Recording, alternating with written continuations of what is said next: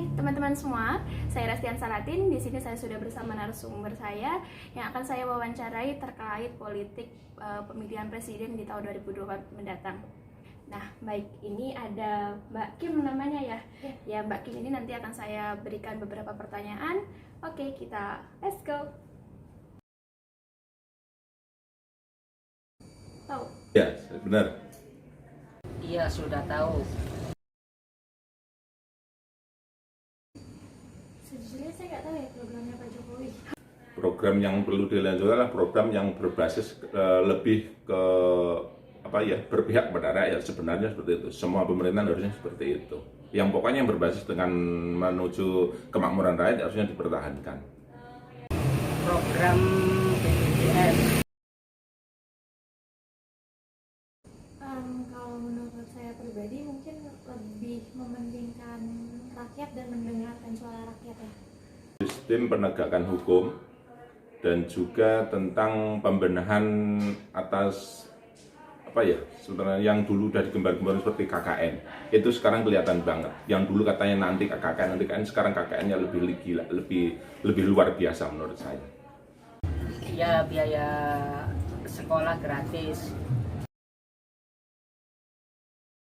Menurut saya lebih prefer ke presiden yang cerdas ya Mbak, karena presiden yang cerdas dia bisa juga merakyat.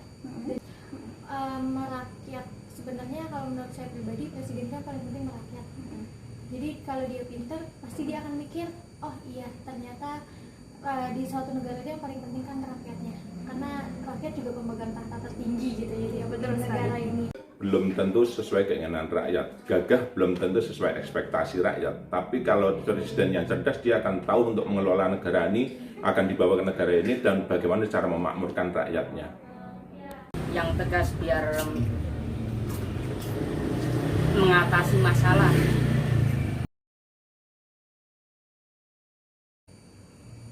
Sesuai jawaban saya tadi, saya mengharapkan yang mementingkan rakyat, yang memikirkan bagaimana nasib rakyat ketika presiden itu mengambil suatu keputusan yang tidak hanya mementingkan elit-elit politik, tapi juga benar-benar melihat rakyat sampai golongan terkecil sekalipun.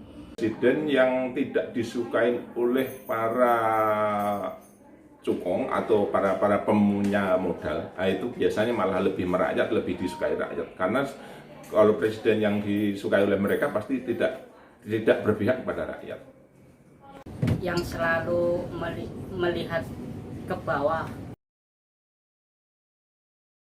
Sosok kayaknya sampai saat ini saya belum punya gambaran siapa, karena sejujurnya saya nggak terlalu ngikutin politik sih.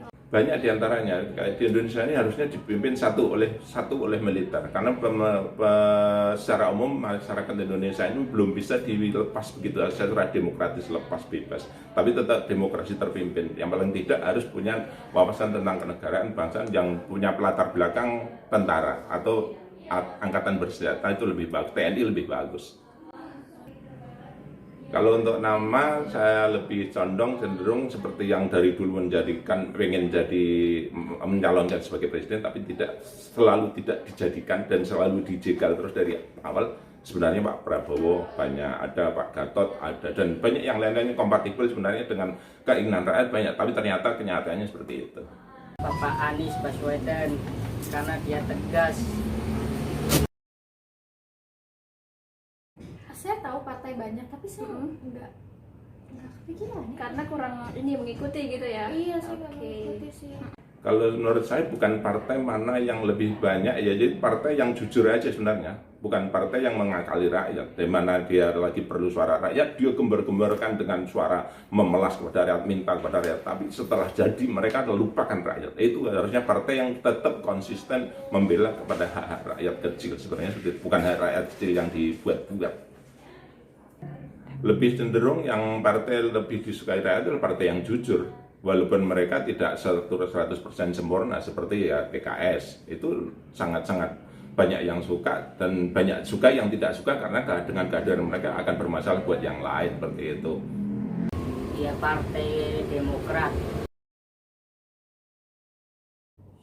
Harapan saya lebih transparansi dengan rakyat, lebih mementingkan rakyat juga, sering-sering cek kondisi rakyat, karena mungkin kalau di masa pandemi kayak gini yang paling sangat terdampak itu ya rakyat ya, karena gimana pun juga akan banyak pengurangan pekerjaan. Mungkin hal-hal seperti itu tuh hal-hal kecil yang menurut pemerintah kecil, tapi menurut kita sebagai masyarakat itu sangat-sangat penting. Pemerintahan untuk Indonesia ke depan setelah 2024, saya berharap lebih kepada satu, pemilihannya yang lebih transparan dan tidak didikte oleh kepentingan tertentu. Kedua, yang jelas hasilnya dengan itunya dibenahin akan kedepannya akan lebih baik lagi, otomatis yang berpihak pada rakyat dan juga kelangsungan bangsa dan negara ini kedepannya akan lebih baik lagi. Saya rasa begitu, bisa seperti yang kemarin-kemarin atau yang dulu-dulu, tidak seperti sekarang ini. Kita sebenarnya sangat-sangat sudah capek sekali. Harapanku semoga semakin membaik dan semakin maju.